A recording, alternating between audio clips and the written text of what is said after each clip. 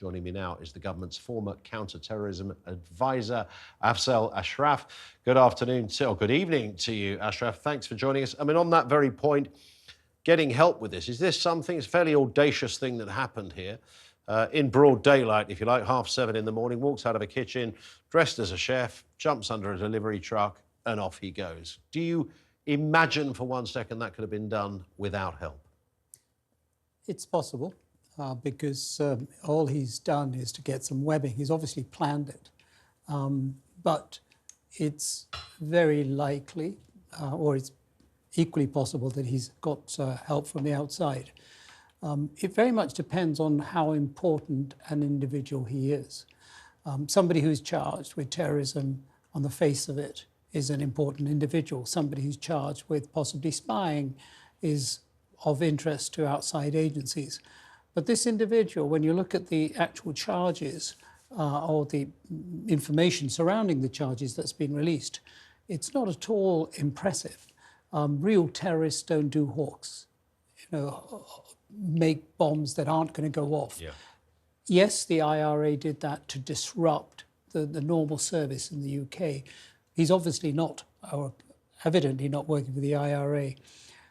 The information that he's had access to is what the Army calls a Joint Personnel Administration System, the JPA. It doesn't contain very sensitive information. It contains personnel information, names, ranks, numbers, and training data and stuff of that nature, but it's not classified to a high level. Why the Iranians would be interested in it, if they are, it's not a major interest. I mean, there would be... But he was obviously a person of interest to have been arrested and charged, awaiting trial. Well, he seems to have been arrested sometime after the hoax bomb alert and when he disappeared in January. So the details are a bit sketchy. And I think that's what triggered the charges, it seems, from the scant information we have, rather than him having been monitored by counter intelligence agencies, detecting him and then arresting him as a consequence of their investigation. That doesn't appear to have happened. So it is a story, I think, that we're going to get more information on. And it may well be the most spectacular thing about this event is the fact that he actually managed to escape in this dramatic way from Wandsworth. And obviously lots of speculation on potential help that he might have got, the suggestion that the Iranian Revolutionary Guard Corps could have had some part to play. Social media is full of these kind of stories. I mean, are you saying that is just simply not credible at all? It doesn't seem likely to you from what you're saying. I mean, if you want to, you can come up with all sorts of sensational theories. On the information that's been reported in mainstream media, I don't see this as an individual that is providing Iran or any other country with very useful information. I've used JPA, Joint Personnel Administration System. It's like in any organization, you have the HR system. It just has your details on it. It has details of the other people employed within the services. And he, as an ordinary soldier, would have limited access unless he was working in an administration capacity. He would have access to a larger number of people. But there is, I mean, the manhunt is substantial. I mean, this is being spread. We've got cars being stopped on motorways. Airport queues were disrupted. People who looked to be of interest stopped and questioned by police. Doubtless other agencies in other countries are also on alert for this man. So it's sufficiently, I mean, any escapee, of course, is serious, regardless of the charges. But this is clearly a big operation. Well, it is a big operation, and you could draw the conclusion that you're implying there, that he's a really important person, that we need to get hold of him. But it also could be a very important person from a political point of view. Yeah. The point is that if he was really seriously important to the state from a security point of view, he wouldn't necessarily have been in Wandsworth in the first place, and he wouldn't necessarily have been allowed to work in the kitchens.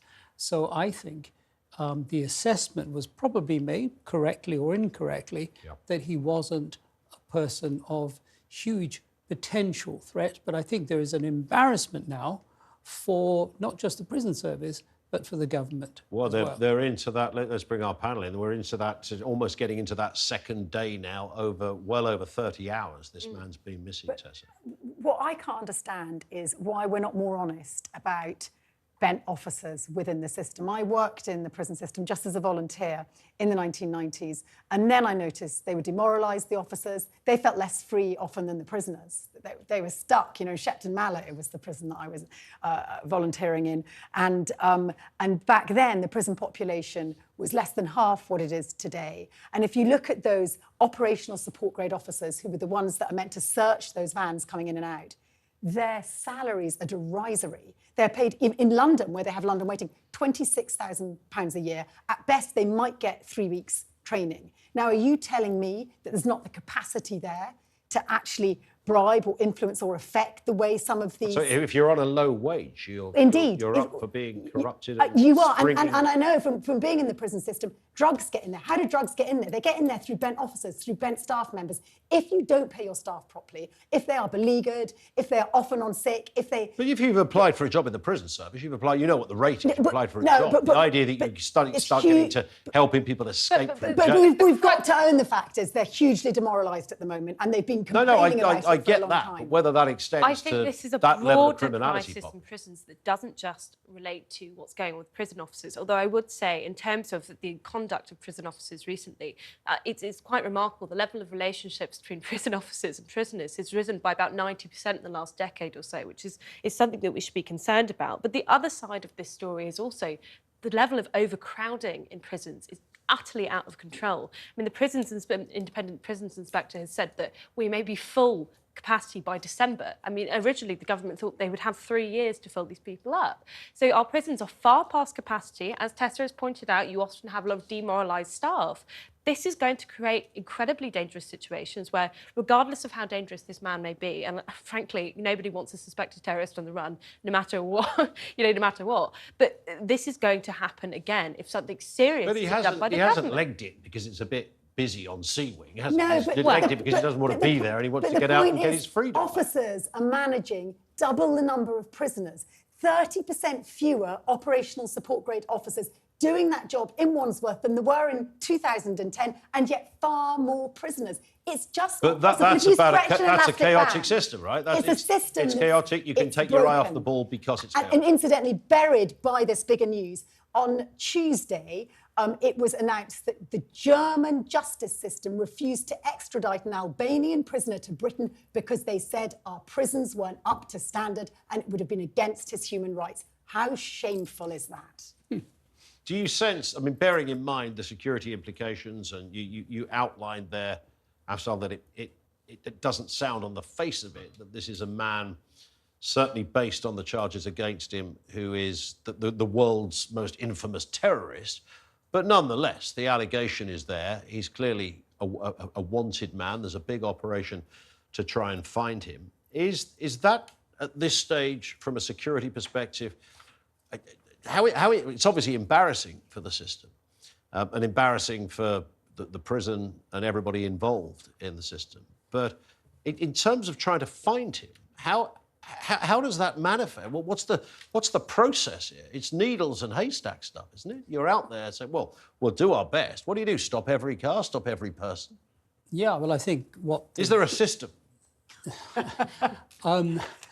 There's certainly we've got SO15, the Counter-Terrorism police involved. There will be a system for surveillance. The counter-terrorism organisations will be looking at all the surveillance assets they have, CCTV and various other assets. They will be looking at his areas of interest. Kingston and the Northwest have been highlighted as potential areas of interest that he might have family or friends. And they will be going through any communications he would have had with people outside whilst he was in prison. The media have already managed to locate a couple of prisoners who worked with him and have given some fairly general views of his personality. So all of these things will be looked at. But if he is a smart guy and he's obviously thought about this, or somebody's helped him think about it properly, he will have gone to ground. I mean, he will have... And that's not hard to do, is it? I mean, putting without sounding crass, but stick a baseball cap on your head and, you know, a jacket you wouldn't be expected to be seen in, and that's it, isn't it? You know, walk into a shop. Well, I mean, we don't even know if crowd. we don't even know if it's in the country. It's sort of the next Shawshank Redemption script has just written itself. Hollywood, so? the only winners are Hollywood. Well, it's quite remarkable in a city which has 900,000 cameras that we haven't managed to spot him. And I don't know if you've seen earlier, but the police actually arrested the wrong man in Bedford. I mean, there was a video that's been going through. I don't think he was arrested. I think he was stopped and cuffed. But none of it's doing much for community relations. For a time being. But yeah, normally what happens is waiting for a train. the CCTV will trace the van, and they'll say, well, then the next CCTV camera kicks in at that road and that junction, and you follow the journey. But the bottom line is the amount this has cost in the last 2 days, wouldn't it have been better to have paid those security officers just a little bit more on the gates? Well, quite possibly, but is that the reason why this happened? We will wait and see.